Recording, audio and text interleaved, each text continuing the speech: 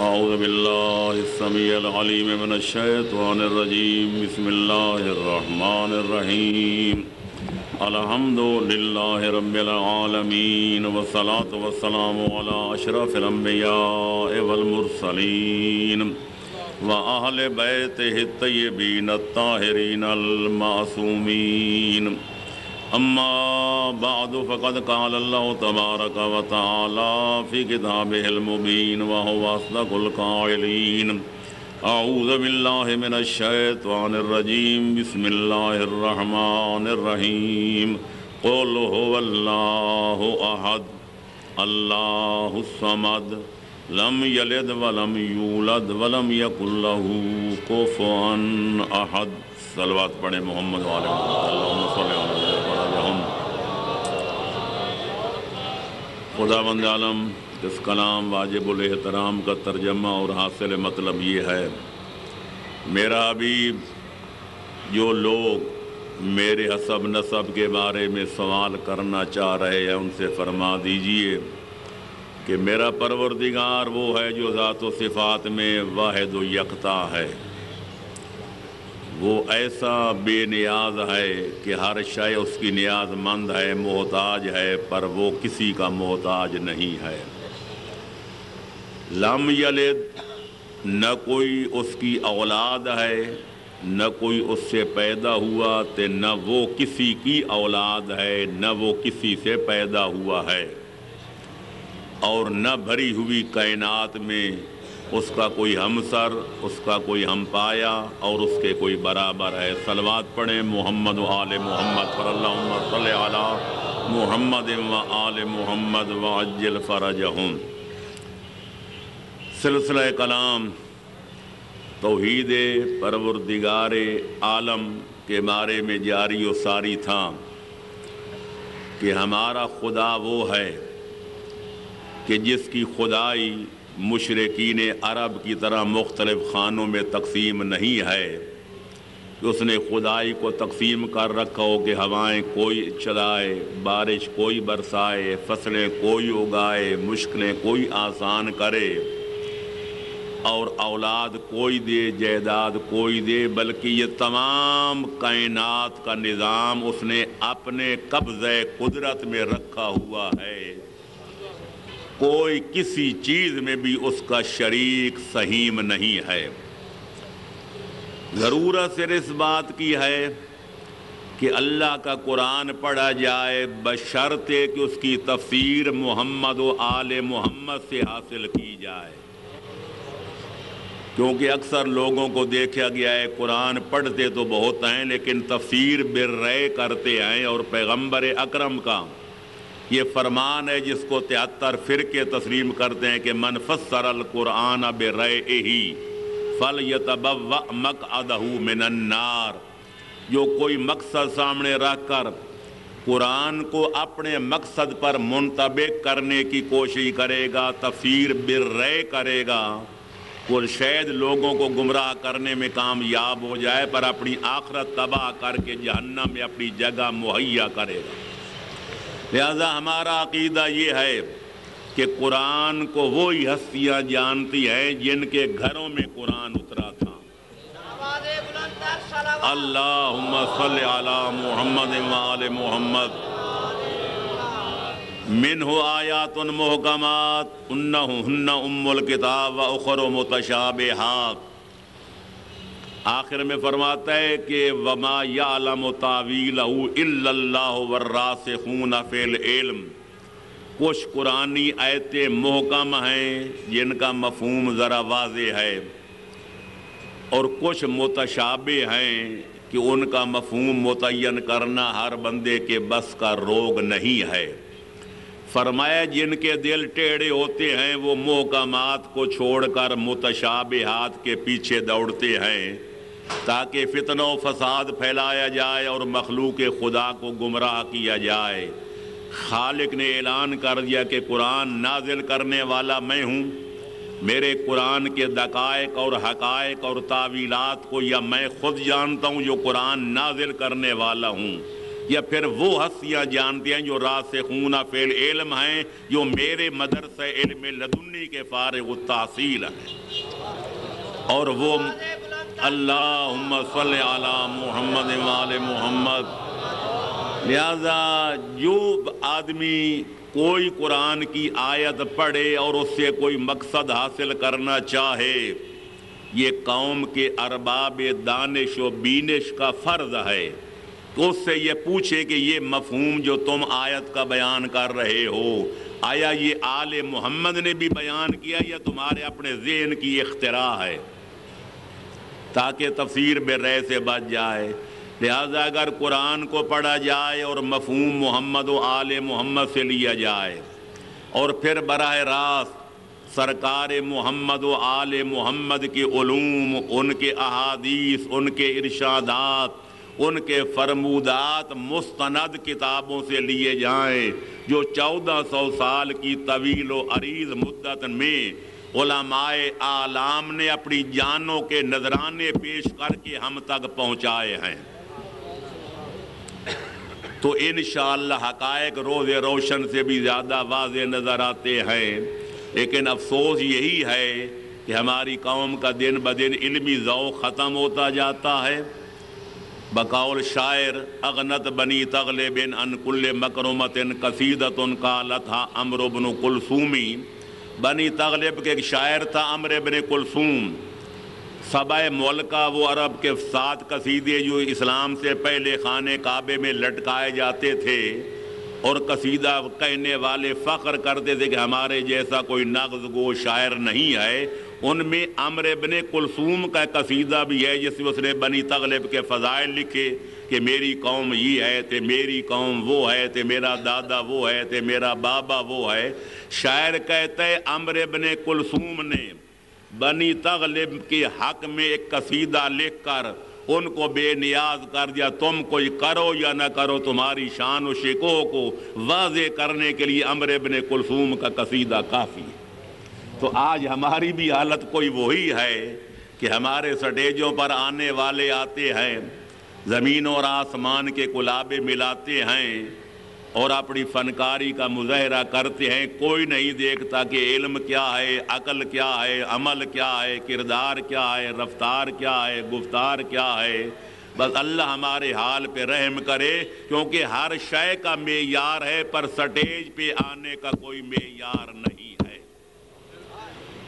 1400 سال سے ہمارا اگر کوئی جھگڑا ہے باقی برادران اسلامی سے، تو نہ کوئی زر کا ہے، نہ زن کا ہے، نہ زمین کا ہے، ہمارا ان سے کوئی تنازع نہیں۔ اگر کوئی جھگڑا ہے تو معاف رکھنا منبر رسول کا جھگڑا ہے۔ ہم نے پیغمبر اسلام کی وفات سے لے کر بنی امیہ کے دور میں بھی کہا، بنی عباس کے دور میں بھی کہا، جائیدادیں کرا کے بھی کہا، اولادیں ذبح کرا کے بھی کہا، زبانیں گدی کی جانب سے کھچوا کے بھی کہا کہ جب حیدر کرار جیسی شخصیت موجود ہو تو کسی مفضول کو پیغمبر کی مسند پر قدم رکھنے کا کوئی جواز نہیں۔ اللہ اکبر، یا رسول اللہ، یا علی، اللہم صلی علی محمد و آل محمد۔ میرے دوستو، ہم نے ان اصولوں کی بڑی قیمت ادا کی ہے۔ مولانا شبلی نعمانی سیرت النبی لکھنے والے، الفاروق کے مصنف، ان کے ایک مقالات بھی ہیں جو 9 جلدوں میں چھپے ہیں، مقالات شبلی کے نام سے۔ میں کسی کی دل آزاری بھی نہیں کرنا چاہتا، لیکن ایک حقیقت سامنے آ گئی ہے، میں گوش گزار کرنا چاہوں گا۔ وہ لکھتے ہیں کہ 2 مسئلے بنی امیہ کے دور میں گھڑے گئے، اور یہ نظریہ ضرورت کے تحت گھڑے گئے۔ ایک یہ کہ لوگ ان دور کے حکام اور اپنا بڑے بزرگوں کا جب کردار دیکھتے، نہ حرام کی پرواہ نہ حلال کی پرواہ، دنیا کا ہر گناہ بے تحاشا کیا جا رہا ہے، لیکن نماز کا وقت ہوتا ہے تو آگے کھڑے ہو جاتے ہیں، لوگ ان کی اقتداء میں کھڑے ہو جاتے ہیں۔ تو کچھ لوگ یہ محسوس کرتے تھے کہ جن کے پیچھے ہم نماز پڑھ رہے ہیں آیا پڑھانے کی اہل بھی ہیں یا نہیں ہیں۔ تو اس بات کو ختم کرنے کے لیے دو نظریے گھڑے گئے، ایک یہ کہ خیر ہی و شر ہی من اللہ تبارک و تعالی، کہ کوئی بندہ اگر برائی کرتا ہے تو اس کا قصور کوئی نہیں، کوئی اچھائی کرتا ہے تو اس کا کمال کوئی نہیں، کیونکہ نیکیاں بھی اللہ تعالیٰ کراتا ہے اور بدیاں بھی اللہ تعالیٰ کراتا ہے۔ تو ایک یہ نظریہ گھڑا گیا اور اس کو پھر پھیلایا گیا، لوگوں کے ذہنوں میں بٹھایا گیا تاکہ لوگ ان لوگوں کے قصور دیکھ کر ان سے متنفر نہ ہو جائیں کہ ان کا قصور کوئی نہیں، ان سے برے کام خدا معاذ اللہ کراتا ہے۔ اور دوسرا یہ نظریہ گھڑا گیا کہ صلو خلف کل بر و فاجر، نماز کا وقت آ جائے کوئی نیک ہے یا کوئی بد، اس کی نیکی بدی پہ نظر نہ کرو، تم یہ نیت کرو ہم تو قرآن کی اقتداء میں پڑھ رہے ہیں۔ جس دن سے ہمارے بھائیوں نے یہ نظریہ قائم کیا ان کے مصلی کا تقدس ختم ہو گیا، وہ ہر للو پنجو کے پیچھے اقتداء کر کے پڑھ لیتے، نیت یہی ہوتی ہے ہم تو قرآن کے پیچھے پڑھ رہے ہیں۔ اور جس دن سے ہماری قوم نے بھی نظریہ ضرورت کے تحت یہ نظریہ اختیار کر لیا کہ ہم نے ذکر حسین سننا ہے، سنانے والا مولوی ذاکر جیسا ہو، اس دن سے ہمارے سٹیج کا تقدس ختم ہو گیا۔ صلوات پڑھیں محمد و آل محمد پر۔ حالانکہ بعض علماء محققین اور مجتہدین کی یہ رائے 100% درست ہے کہ اگر ہر بندہ مصلی پہ کھڑا ہو کے لوگوں کو نماز نہیں پڑھا سکتا جب تک مومن عادل نہ ہو، تو ہر بندہ سٹیج حسینی پر، ہر بندہ ممبر نبی و علی پر آ کے لوگوں کو گمراہ بھی نہیں کر سکتا جب تک مستند عالم دین نہ ہو۔ لیکن کون دیکھتا ہے ان باتوں کو؟ صلوات پڑھیں محمد و آل محمد پر، اللہم صلی اللہ۔ یہاں تو یہ کہا جاتا ہے کہ خالق نے ہمیں پیدا ہی رونے کے لیے کیا ہے، باقی تو یہ عبادت کرو تو نمازیں پڑھو مولویوں کی گھڑی ہوئی چیزیں ہیں۔ جب لوگوں کے ذہنوں میں یہ بٹھا دیا جائے کہ خالق نے ہمیں پیدا ہی رونے کے لیے کیا ہے اور پھر یہ بھی نہیں دیکھنا کہ رو کس پہ رہے ہیں، آیا صحیح مصائب پہ یا من گھڑت مصائب پہ، تو پھر مقصد جب مقصد خلقت ہی رونا دھونا قرار پائے، پھر کہاں سے آئے صدا لا الہ الا اللہ؟ نماز کے مسئلے کون بیان کرے؟ روزے کے کون کرے؟ مجھے یہ بھی احساس ہے کہ مجھے ملتان سے گمنام خط لکھا گیا سرگودے میں کہ جناب آپ آ رہے ہیں، آپ عقائد پہ تو گفتگو کرتے ہیں پر آپ کی مرتبہ ذرا توجہ زیادہ دینا، نمازوں پر تھے، روزوں پر تھے، معاملات پر تھے، یہ پر۔ میں ان کی خدمت میں گزارش کرنا چاہوں گا، میرا خود پسندیدہ موضوع یہی ہے کہ عبادات و عملیات پہ توجہ دی جائے اور دلائی جائے، اور خاص طور پر انسانی تعلقات، انسانی معاملات، انسانی اخلاقیات، انسانی مراسم پر سب سے زیادہ توجہ دینے کی ضرورت ہے، کیونکہ اولاً تو ہماری قوم نماز روزے کی پابندی نہیں کرتی، اور اگر کوئی کرتا بھی ہے تو ان کو باقی حقوق کا کوئی پرواہ نہیں ہے کہ میاں بیوی کے حقوق کیا ہیں، بھائی کے بھائی پہ کیا ہیں، استاد کے شاگرد پہ کیا ہیں، برادری کے برادری پہ کیا ہے، دنیا میں جینے کا طریقہ کیا ہے، مرنے کا سلیقہ کیا ہے، یہ باتیں عموماً بیان نہیں ہوتی۔ پر کیا کیا جائے، مجھے پھر پابند کر دیا گیا کہ میں اس عشرے میں توحید کا مسئلہ اس کے متعلقات سمیت عرض کروں۔ میں کوشش کروں گا کہ آنے والی مجالس میں ان موضوعات پر بھی انشاءاللہ گفتگو کی جائے، لیکن مرکزی جو ہے میرا موضوع وہی ہوگا، کیونکہ جب تک عمارت کا سنگ بنیاد مضبوط نہ رکھا جائے تا سریا میر و دیوار کاج، وہ کہکشاں تک بھی چلی جائے گی تو عبارت ٹیڑھی رہے گی۔ اگر پہلا سنگ بنیاد ٹھیک رکھا گیا پھر جہاں تک عمارت جائے گی وہ سیدھی جائے گی، اس میں کوئی کجی نہیں آئے گی۔ صلوات پڑھیں محمد و آل محمد پر، اللہم صلی علی محمد و آل محمد۔ تو میرے دوستو، کل میں نے اللہ کے قرآن کی روشنی میں 20वें पारे के पहले रकू को पढ़कर तर्जमा करके और फिर आपको भी दावत दी थी कि अपने अपने घरों में जाएं, तर्जमे वाले कुरान खोलें, तर्जमा भी पढ़ें, हाशिया भी पढ़ें, तफसीर भी पढ़ें। तो आज मैं चाहूँगा कि जो कुछ कुरान सामिद से मैंने कल आपको पढ़ के सुनाया था, आज कुरान नाते के मलफूजात की सूरत में कुछ वजाहत कर दूं कि उन्होंने इलाह के माने क्या किए हैं। अल्लाहुम्मा सल्ली अला मुहम्मद व आले मुहम्मद। ला इलाहा इल्लल्लाह, कोई इलाह नहीं सिवाय अल्लाह की। जैसा कल अर्ज किया था, उमूमन दो माने किए जाते हैं, कोई माबूद नहीं सिवाय अल्लाह के, कोई मसजूद नहीं सिवाय अल्लाह के। ये माने महदूद हैं। कल मैंने 20वें पारे का पहला रकू पढ़ के साबित किया कि लफ्ज़ इलाह के तहत में 15 मफ़हूम शामिल हैं, दाखिल हैं।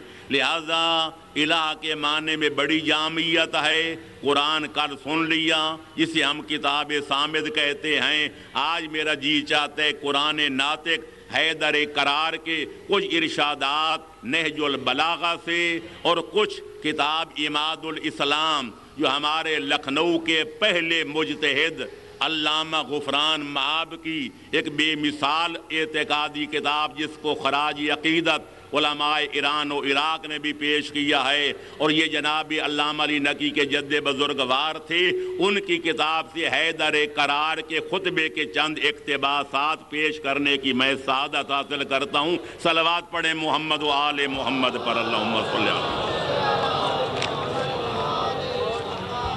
फिर भी सलवात पढ़े मोहम्मद व आले मोहम्मद पर।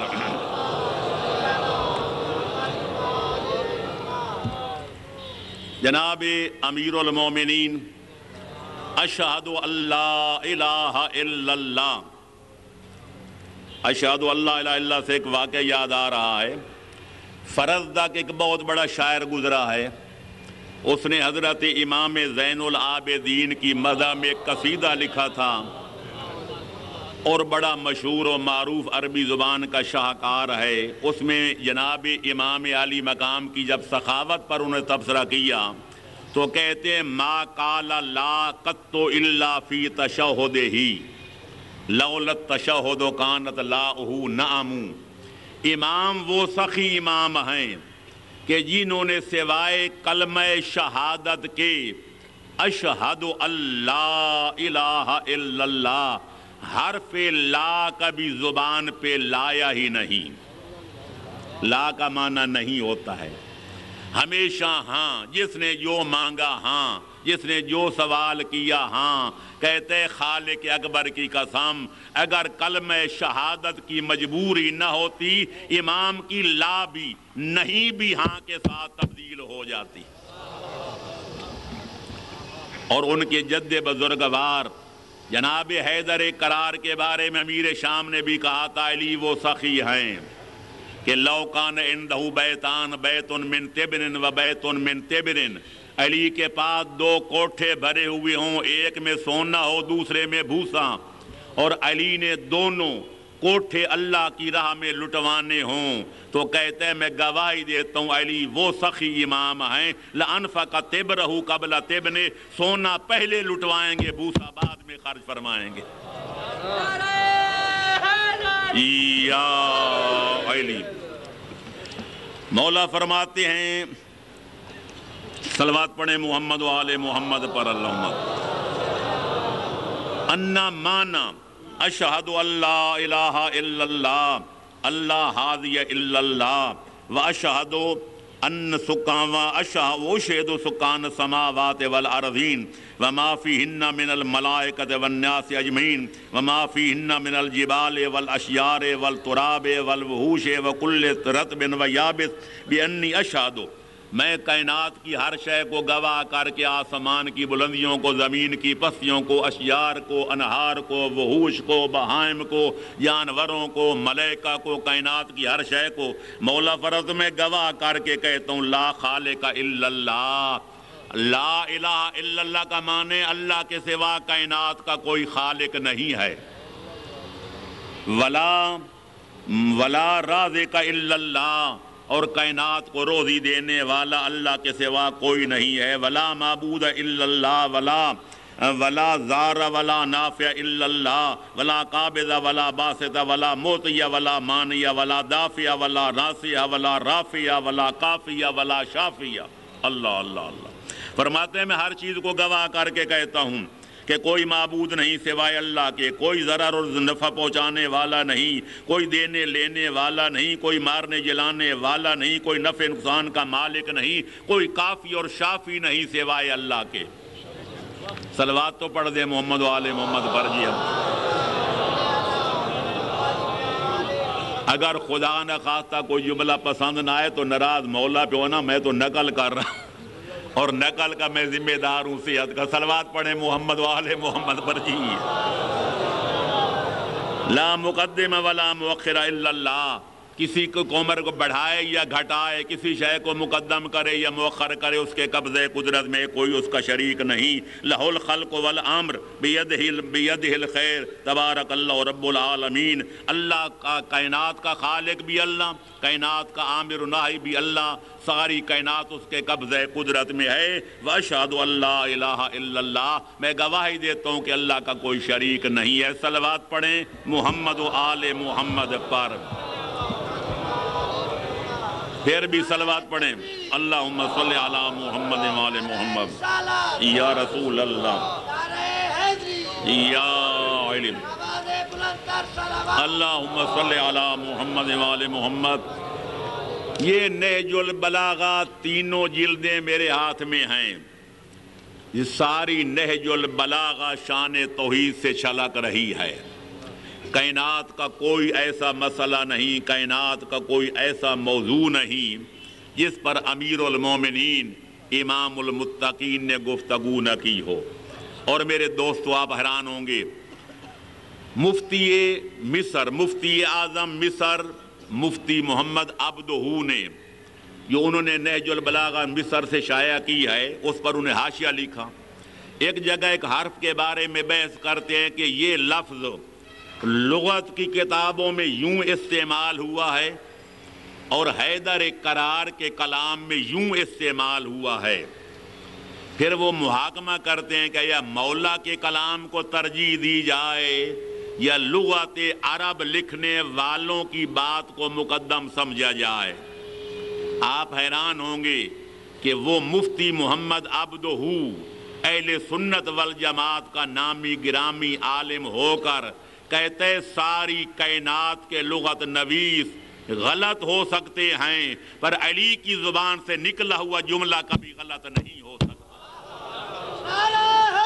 یا علی، اور یہ وہی نہج البلاغہ ہے کہ جس کے بارے میں علامہ ابن ابی الحدید معتزلی نے 7ویں صدی میں جبکہ مستعصم باللہ عباسی کی حکومت کا دور تھا، بغداد میں بیٹھ کے جب نہج البلاغہ کی شرح لکھی تھی، جو آج لبنان وغیرہ میں 10 جلدوں میں کئی بار چھپ چکی ہے، مصر میں، لبنان میں، ایران میں، تو اس کے اندر لکھتے ہیں جب جناب امیر کے کلام فصاحت نظام پہ تبصرہ کرتے ہیں، کہتے ہیں خدا لگی بات تو یہ ہے کہ جب علی ولی کا کلام پڑھا جاتا ہے، نہج البلاغہ کے خطبوں کا مطالعہ کیا جاتا ہے، تو بے اختیار کہنا پڑتا ہے تحت کلام الخالق و فوق کلام المخلوق۔ علی کا کلام وہ ہے جو اللہ کے کلام کے نیچے نظر آتا ہے اور کائنات کے کلام کے اوپر نظر آتا ہے۔ کلام الامام امام الکلام، امام کا جو کلام ہوتا ہے وہ لوگوں کے کلام کا امام ہوتا ہے، اور یہ وہی مولا کا کلام ہے کہ جس کے بارے میں غالباً پرسوں میں نے جملہ کہا تھا کہ ازہر یونیورسٹی کے علماء نے جب نہج البلاغہ کو پہلی دفعہ دیکھا تو یک زباں ہو کر پکار اٹھے تھے لولا خطب علی ابن ابی طالب کرم اللہ تعالی وجہہ لما عرف المسلمون التوحید۔ اگر مسلمانوں کے پاس یہ امت مسلمہ کو کون بتاتا کہ شان کبریا کیا ہے؟ اللہ اکبر، یا رسول اللہ، یا علی۔ نہج البلاغہ کے خطبات نے بتایا کہ شان کبریا کیا ہے، اور جب ان کی نظر صحیفہ سجادیہ، زبور آل محمد، انجیل اہل بیت، صحیفہ کاملہ کی دعاؤں اور مناجاتوں پہ پڑی تو وہی علماء کہنے لگے لولا ادعیت علی ابن الحسین زین العابدین لما عرف المسلمون کیفیت المناجات مع اللہ۔ اگر امت مسلمہ کے پاس اقلیم امامت کے چوتھے تاجدار، قمر لیلۃ المتہجدین اور شمس و نہار المستغفرین علی ابن الحسین زین العابدین کی ان مقدس دعاؤں کا مجموعہ نہ ہوتا، مسلمانوں کو کون بتاتا کہ خدا سے عرض و نیاز کرنے کا طریقہ کیا ہے؟ جس قوم کے پاس یہ دولتیں موجود ہوں، جس قوم کے پاس یہ خزانے موجود ہوں، کہ قوم دنیا اس کو مشرک کہے اور دنیا اس کو کافر کہے، میں یہی کہہ سکتا ہوں شان ہے تیری کبریائی کی۔ صلوات پڑھیں محمد و آل محمد پر جی۔ بت کریں دعویٰ خدائی کا، شان ہے تیری کبریائی کی، لہذا ضرورت ہے کہ ان چیزوں کتابوں کو پڑھا جائے، گھروں میں رکھا جائے، مطالعہ کیا جائے، پھر زینت الماری نہ بنایا جائے۔ لہذا نہج البلاغہ پورے خطبات چھلک رہے ہیں، شان توحید کیا ہے، یہ پیغمبر کا مقام کیا ہے، علی ولی کی شان کیا ہے، اللہ کے دین کا حلال کیا ہے، حرام کیا ہے، انسانی تعلقات خوشگوار بنانے کا طریقہ کار کیا ہے، اسلامی اخلاقیات کا بہترین نمونہ کیا ہے، ہر موضوع پر ہے۔ تو میں چند جملے پھر پہلے خطبے کے پڑھنا چاہوں گا، ورنہ سفینہ چاہیے اس بحر بے کراں کے لیے۔ صلوات پڑھیں محمد و آل محمد پر اللہم۔ الحمدللہ پہلا خطبہ نہج البلاغہ کا بسم اللہ کے بعد، بسم اللہ الرحمن الرحیم۔ الحمدللہ الذی لا یبلغ مدتہ القائلون ولا یوسی نعماءہ العادون۔ تمام کائنات کی تعریفیں ہیں اس ذات ذوالجلال کے لیے کہ تمام کائنات کے مدح کرنے والے اس کی مدح و ثنا کا حق ادا نہیں کر سکتے۔ ولا یوسی نعماءہ العادون، ساری دنیا کے شمار کرنے والے، شماریات و حسابیات کے ماہر اگر مل کے بھی زور لگائیں اس کی نعمتوں کو شمار نہیں کر سکتے۔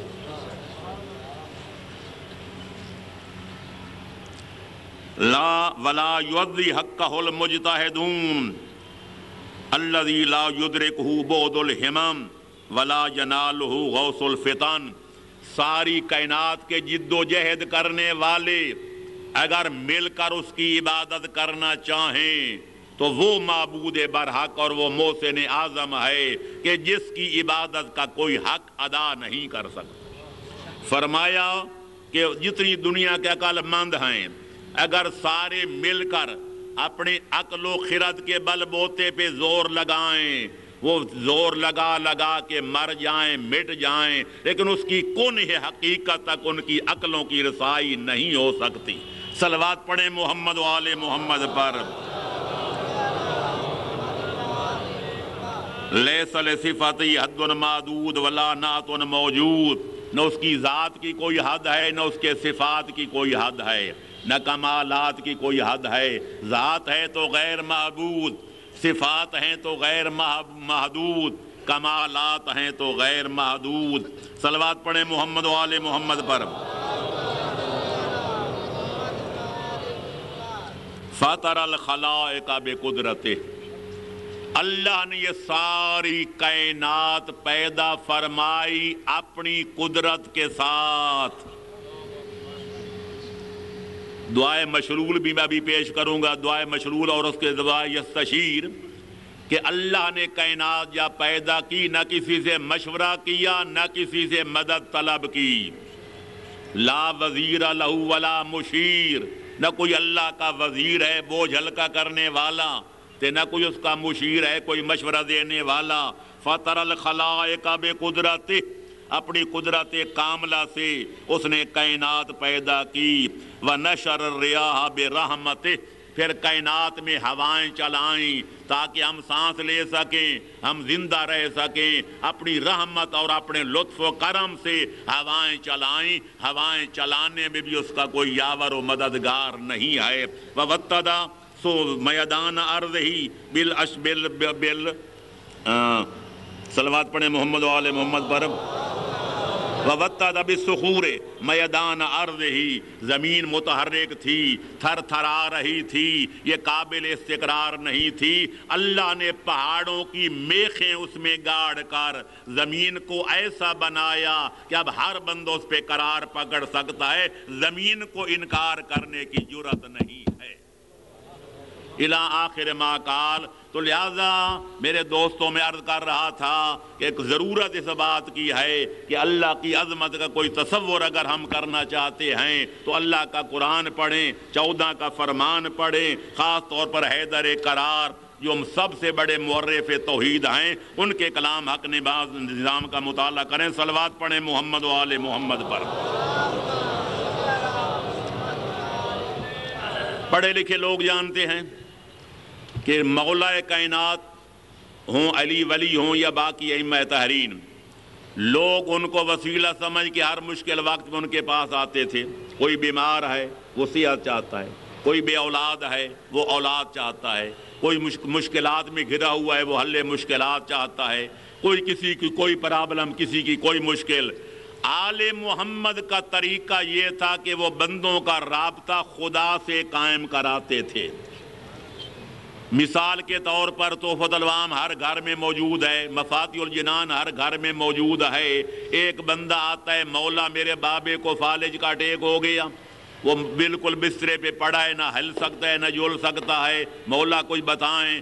مولا فرماتے ہیں جا اور جا کر دعائے مشلول پڑھ، جو ہمارے ہاں شب جمعہ کو پڑھی جاتی ہے۔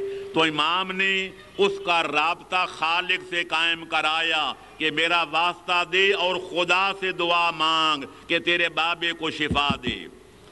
زیاد کمیل ابن زیاد مولا کا محبوب صحابی، پیارا صحابی آتا ہے، مولا گناہ بڑھ گئے ہیں، مجھے خطرہ ہے کہ اگر موت واقع ہو گئی تو حشر کیا ہوگا۔ مولا فرماتے ہیں ہر شب جمعہ دعائے کمیل پڑھ۔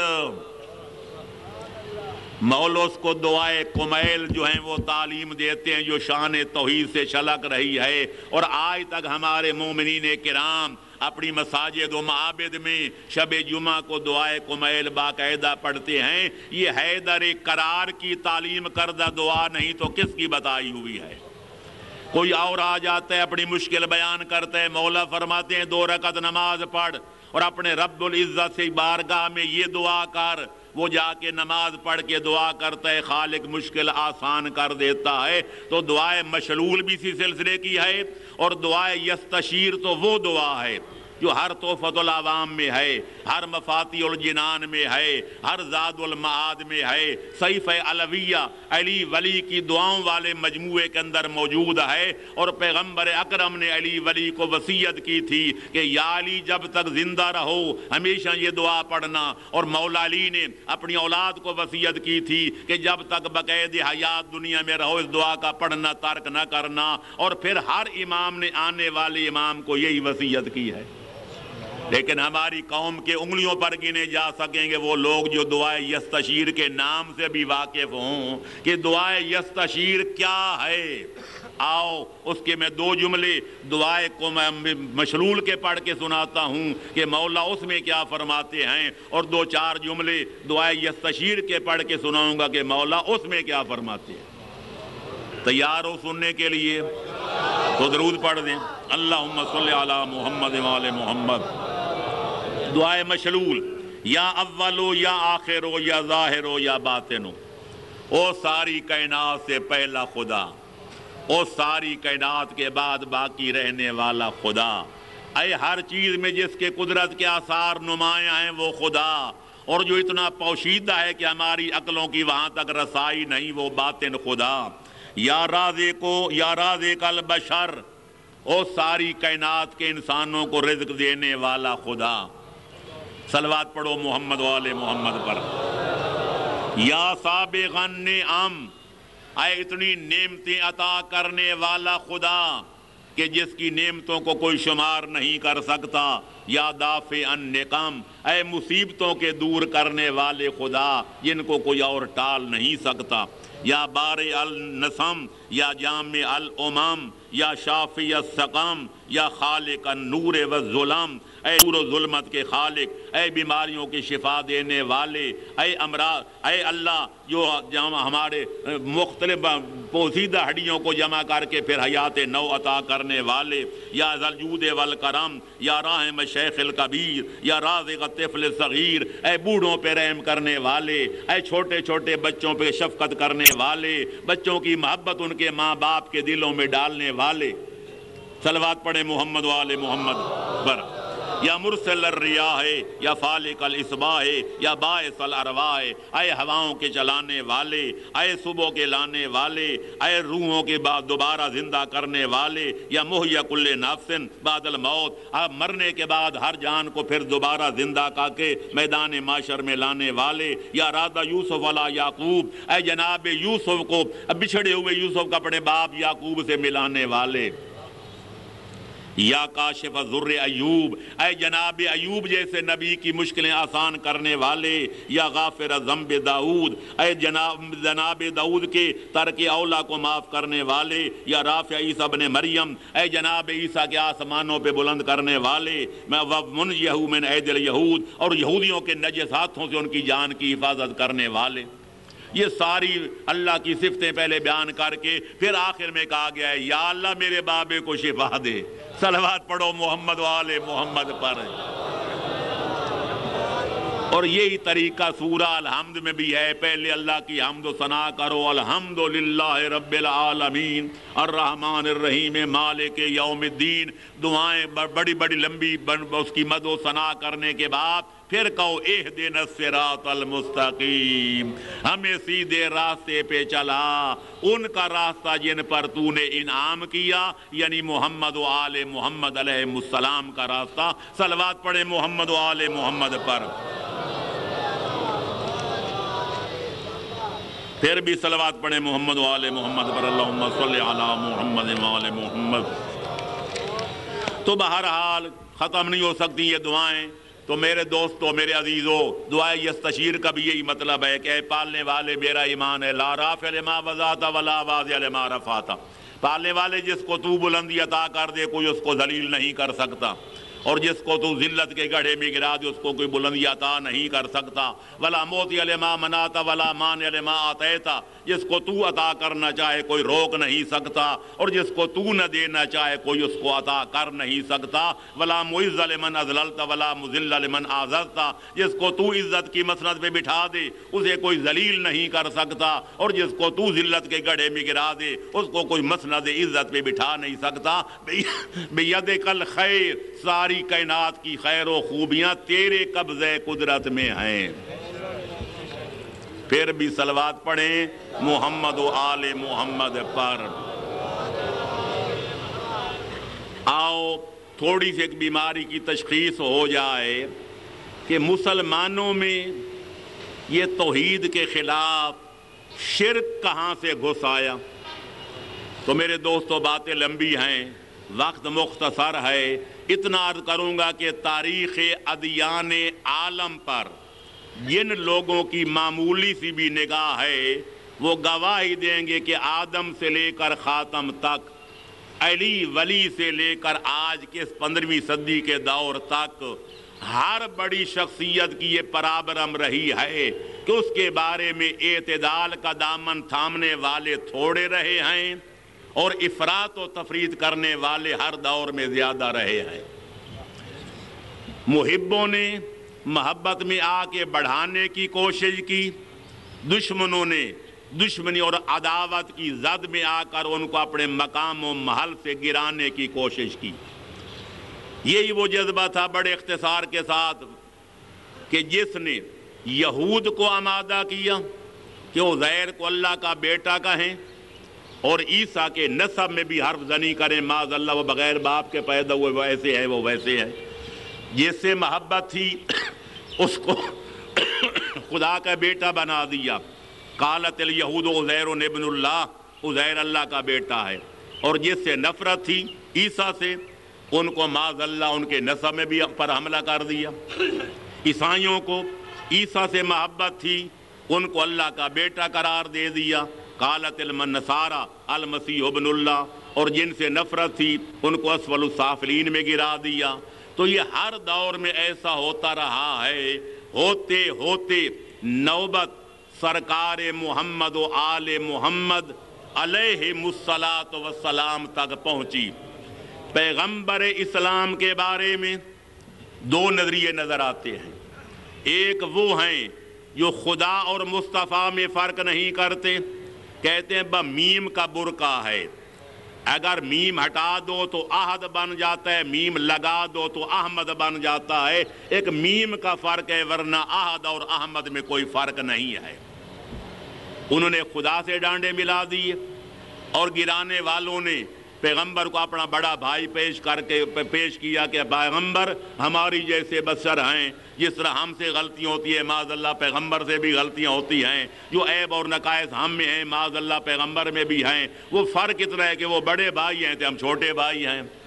بڑھانے والوں نے خدا سے ڈانڈے ملا دیے، گھٹانے والوں نے اپنے جیسا بنا دیا، اور یہاں تک کہہ دیا بڑھانے والوں نے اللہ کے پلے میں وحدت کے سوا کیا ہے، جو کچھ ہمیں لینا ہے لے لیں گے محمد سے۔ صلوات پڑھیں محمد و آل محمد پر۔ اور یہی بین ہی یہی کچھ علی ولی کے ساتھ کیا گیا۔ گھٹانے والوں نے اتنا گھٹایا، میں معذرت کے ساتھ آج تک ان کی بھائیوں کی اعتقاد کی کتابیں اٹھا کر دیکھیں، ان افضل الناس بعد النبی فلان و فلان و فلان، سب سے افضل فلانا پھر فلانا پھر فلانا، چوتھے نمبر پہ علی۔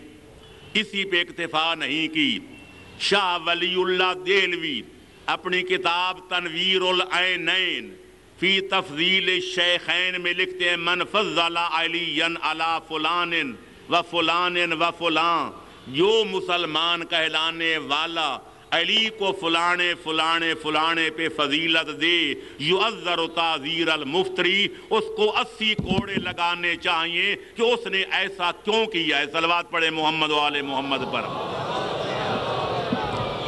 لہذا گھٹانے والوں نے اتنا گھٹایا کہ ان لوگوں سے گھٹا کر امیر شام کی سطح تک لے آئے، اور مولا علی کو بھی اپنے دور میں شکوہ تھا کہ انزلنی الدہر ثم انزلنی حتی قیل علی و معاویہ، کہ زمانے نے اور زمانے والوں نے مجھے اتنا گھٹایا، میرے مقام سے مجھے اتنا نیچے اتارا کہ آج میرا نام امیر شام کے مقابلے میں لیا جاتا ہے کہ وہ افضل ہے یا علی افضل ہیں۔ اس سے بڑھ کر میری اور دنیا والے کیا توہین کریں گے۔ گھٹانے والوں نے یہاں تک گھٹایا کہ بڑھانے والوں نے کہا نعرے لگ رہے ہیں علی اللہ علی اللہ علی اللہ۔ اس لیے مولا نے خود فرمایا تھا، نہج البلاغہ میرے سامنے سٹیج پہ پڑی ہے، میں ایک ایک لفظ کا ذمہ دار ہوں۔ سیالک فی اسنان ولا ذنب لی محب غال و مبغض قال، فرمایا میرے بارے میں دو قسم کے بندے تباہ و برباد ہو جائیں گے، لیکن میرا کوئی قصور نہیں، کیونکہ میں نے حقائق کھول کے دنیا کو بتا دیے ہیں۔ اب منوانا میرا کام نہیں، ماننا بندوں کا کام ہے۔ مولا کون کون ہلاک ہو جائیں گے؟ فرمائے ایک وہ نادان محب جو محبت کے جذبے کی رو میں بہہ کر مجھے میرے مقام سے اوپر بڑھانے کی کوشش کرے گا، ناسوت کے ناطے لاہو سے جوڑنے کی کوشش کرے گا، عبد کو معبود اور مخلوق کو خالق بنانے کی کوشش کرے گا، وہ غالی بن کے تباہ ہو جائے گا۔ اور دوسرا وہ نابکار دشمن جو میرے مقام و منزل سے مجھے ہٹانے اور گرانے کی کوشش کرے گا، وہ علی کا دشمن بن کے تباہ و برباد ہو جائے گا۔ لہذا علیکم بالنمط الوسطی، درمیانہ روی کو لازم پکڑنا، نہ بڑھانے کی کوشش کرنا نہ گھٹانے کی کوشش کرنا۔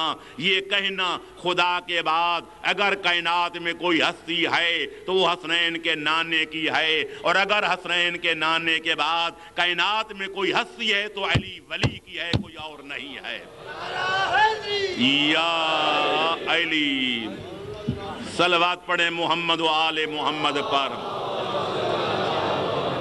خدا کے بعد از خدا بزرگ توئی قصہ مختصر 1400 سال سے پیغمبر کی نعتیں لکھی گئیں اور نعتیں لکھنے والوں نے قلم توڑ کے رکھ دیے. ہر زبان میں اتنی نعتیں لکھی گئیں. میں کہہ سکتا ہوں کائنات میں کسی ممدوح کی اتنی مدح نہیں کی گئی جتنی حسنین کے نانے کی مسلمانوں نے کی ہے.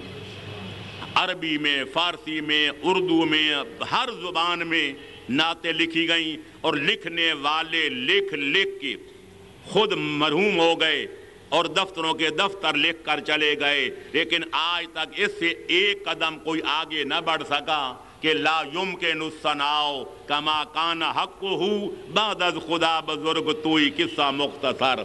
اے پیغمبر اسلام، جو آپ کی مدح و ثنا کا حق تھا وہ ہم ادا نہیں کر سکتے. ہم صرف اتنا جانتے ہیں خدا کے بعد اگر بھری ہوئی کائنات میں کوئی ذات ہے تو وہ تیری ذات ہے، کوئی اور نہیں ہے. اور اللہم صلی علی محمد وآل محمد. نزاکت مقام کا تقاضا یہ ہوتا ہے کہ جب اللہ کی تعریف ہو تو ذرا نعرہ تکبیر لگایا جائے. جب پیغمبر کی شان کا مسئلہ ہو تو پھر نعرہ رسالت رکھنا چاہیے، درود کافی نہیں ہے.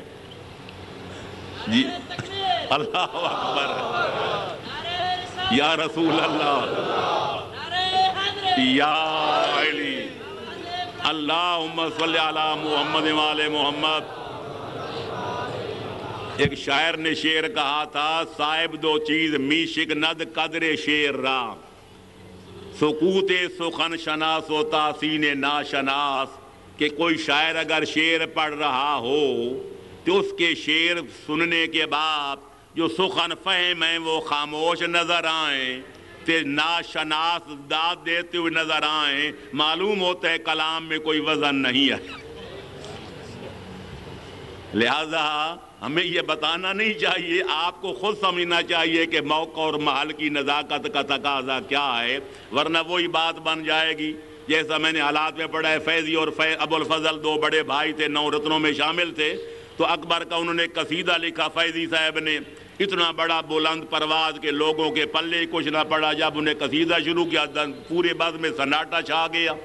انہیں ایک شعر پڑھا، اگلے پہ داد ملے گی، اس پہ نہ ملی. پھر تیسرا شعر پڑھا، اس پہ داد ملے گی.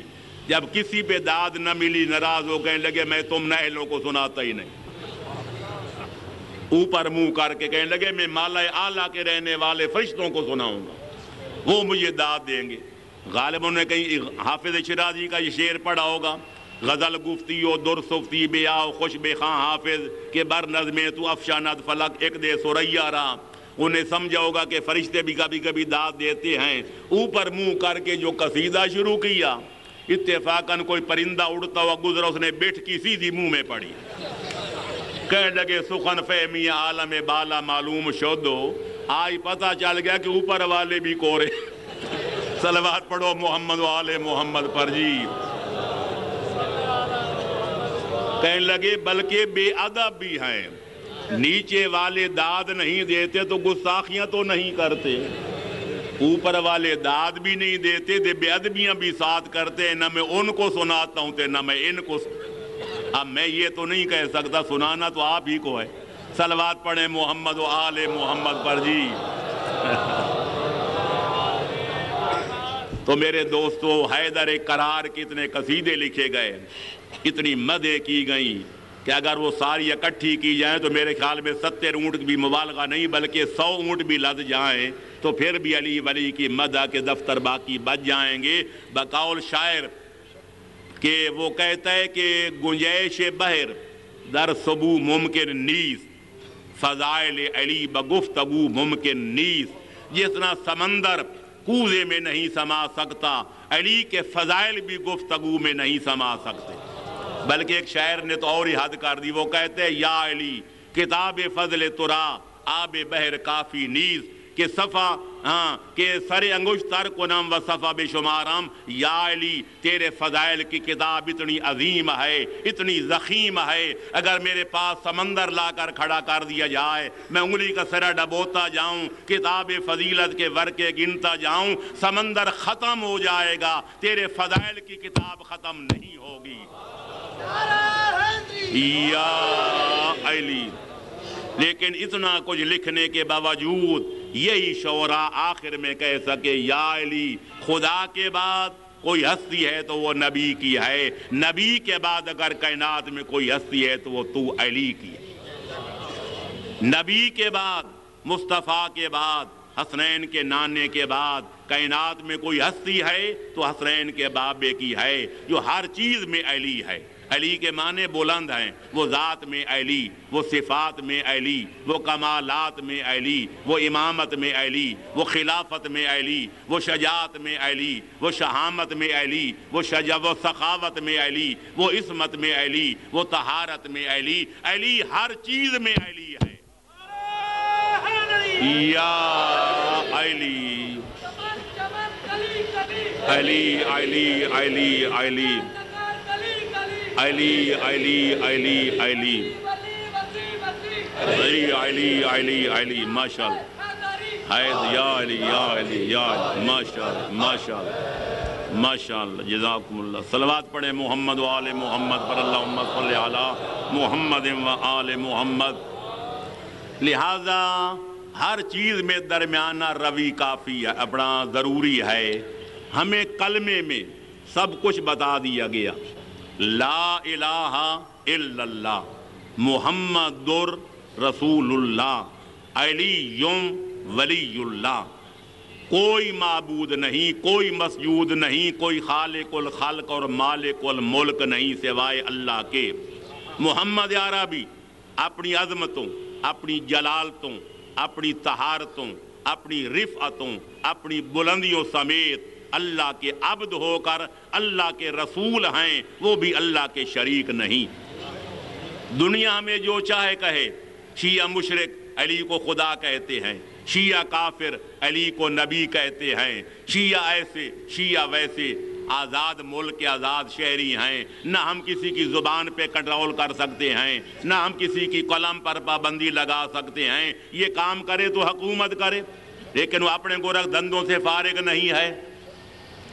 لہذا ہر بندہ آزاد ہے، جو چاہے کسی پر فتویٰ لگائے، کیونکہ جب خدا کا خوف دل میں نہ ہو پھر آدمی پدر مادر آزاد ہو جاتا ہے۔ لیکن لوگوں کی بات اور ہے، میں اس کو سراسر تہمت سمجھتا ہوں، اتہام سمجھتا ہوں، غلط الزام سمجھتا ہوں۔ شیعہ قوم کا کوئی باسمجھ فرد نہ علی کو رب کہتا ہے نہ رسول کہتا ہے۔ ہمارا کلمہ گواہ ہے، ہماری اذان گواہ ہے، ہماری اقامت گواہ ہے۔ مرنے کے بعد ہم مرنے والے کو قبر میں لٹا کے جو تلقین پڑھاتے ہیں وہ تلقین گواہ ہے۔ ہم وضو کر کے مسجد خانہ خدا میں کھڑا ہو کے روبہ قبلہ ہو کے پھر لاؤڈ سپیکر پہ کہتے ہیں، چھپ چھپا کے بھی نہیں کہتے، کلمہ پڑھ کے کہتے ہیں، پہلے اللہ اکبر اشہد اللہ الہ الا اللہ پھر اشہد ان محمد رسول اللہ، یعنی اسلامی کلمہ توحید و رسالت کی گواہی دے کے کلمہ پڑھ کے کہتے ہیں کہ تہمت لگانے والو ہم پہ تہمت نہ لگاؤ، ہم علی کو خدا نہیں کہتے، ہم علی کو خاتم الانبیاء کے بعد نبی و رسول نہیں کہتے، کہتے کیا ہیں؟ اللہ کا ولی کہتے ہیں، محمد کا بلا فصل وسیع کہتے ہیں۔ یا علی اللہ کا ولی کہتے ہیں، پیغمبر کا بلا فصل وسیع کہتے ہیں۔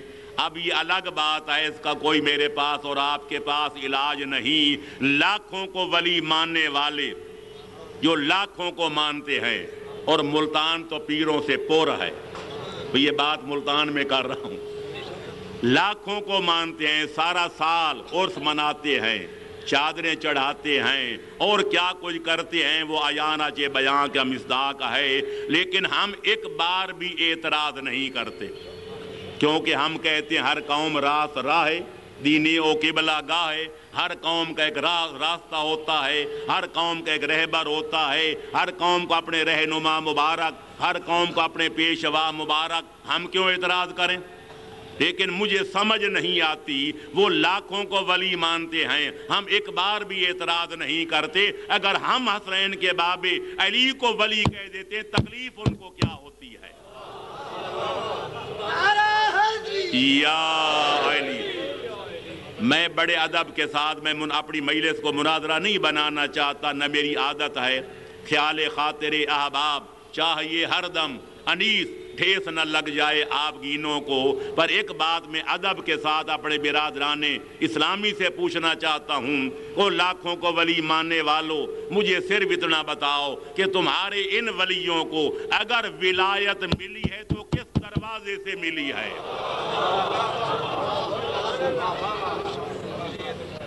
علماء سے پوچھو، قرآن اٹھا کر ان کی گود میں ڈالو کہ تمہیں قرآن کا واسطہ ہمیں بتاؤ کتابوں میں کیا لکھا ہے، کیونکہ مولوی سے بات اگلوانا کوئی آسان تو نہیں ہے۔ اگر حقائق بیان کر دیں پھر وہ باڑے سے بھیڑیں تو باہر نکل جائیں گی۔ لہٰذا میں کہتا ہوں اگر مولوی صاحبان نہ بتائیں تو میں یہ خدمت انجام دینے کے لیے تیار ہوں۔ علامہ قاضی ثناء اللہ پانی پتی کی تفسیر مظہری جلد نمبر 2 صفحہ 119 کی آخری سطر تے صفحہ 120 کی پہلی سطر، مطبوعہ کانپور انڈیا، وہ اٹھا کر دیکھیں۔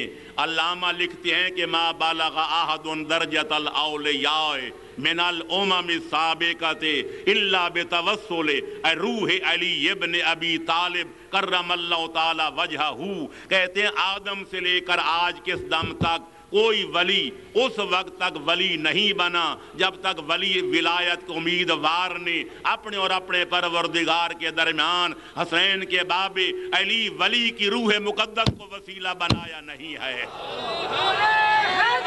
یا علی!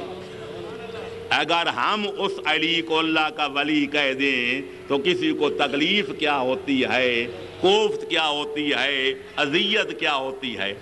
تمہیں اپنے ولی مبارک، ہمیں اپنا ولی مبارک، بقول جوش ولی آبادی، یا علی جس کا تو مولا ہے اس کو ناز کرنا چاہیے، جس کا تو آقا ہے اس کو فخر کرنا چاہیے۔ یا علی جس کو تیرے جیسا مولا مل جائے وہ اگر فخر نہیں کرے گا تو کون کرے گا؟ یا علی جس کو تیرے جیسا آقا مل جائے اگر وہ ناز نہ کرے گا تو پھر کون کرے گا؟ صلوات پڑھیں محمد و آل محمد پر، اللہم صلی علی محمد و آل محمد۔ انشاءاللہ کل اس بات کی مکمل وضاحت ہوگی کہ مذہب شیعہ میں نہ اللہ معطل ہے نہ محمد و آل محمد معطل ہیں۔ اللہ کائنات کا مرکز ہے۔ تبارک الذی بیدہ الملک وہو علی کل شیء قدیر، اور محمد و آل محمد اس مرکز تک رسائی کا واحد وسیلہ ہیں۔ اگر کوئی خالق کو مرکز نہیں جانتا اس کا نام یہودیت ہے۔ اگر کوئی محمد و آل محمد کو خدا تک پہنچنے کا وسیلہ نہیں مانتا اس کا نام وہابیت ہے۔ جو خالق کو مرکز جانے، محمد و آل محمد کو وسیلہ جانے، اسی کا نام مذہب تشیع ہے۔ صلوات پڑھیں محمد و آل محمد پر۔ انشاءاللہ کل انشاءاللہ میں اپنے ائمہ تحرین کے فرمودات کی روشنی میں اس چیز کو محقق کروں گا، مبرہن کروں گا، دلائل پیش کروں گا کہ کسی کو یارائے انکار نہ رہ جائے، اور جو ہمارے اوپر غلط اعتراض ہوتے ہیں ان کا کلا کما ہو جائے کہ شیعہ مذہب حفظ مراتب کا قائل ہے، نہ کسی کو اپنے مقام سے بڑھانے کا قائل ہے نہ کسی کو گھٹانے کا قائل ہے۔ ہم کون ہوتے ہیں بڑھانے والے؟ ہم کون ہوتے ہیں گھٹانے والے؟ ہم تو لکیر کے فقیر ہیں۔ قولنا ما قال اللہ قولنا ما قال محمد و آل محمد، ہمارا عقیدہ وہ ہے جو اللہ فرمائے، ہمارا عمل وہ ہے جو محمد و آل محمد کر کے اور رکھ کے دکھائیں۔ لہذا ہم اپنی طرف سے نہ عقیدہ رکھنے میں آزاد، نہ عمل کرنے میں آزاد، ہم اپنے قول میں بھی پابند، اپنے عمل میں بھی پابند، جینے میں بھی پابند، مرنے میں بھی پابند۔ لائی حیات آئے قضا لے چلی چلے، کوئی خودکشی کر کے مر کے دیکھ تو لے، پھر دیکھ انجام کیا ہوتا ہے۔ صلوات پڑھو محمد و آل محمد پر جی۔ پھر بھی صلوات پڑھیں محمد و آل محمد۔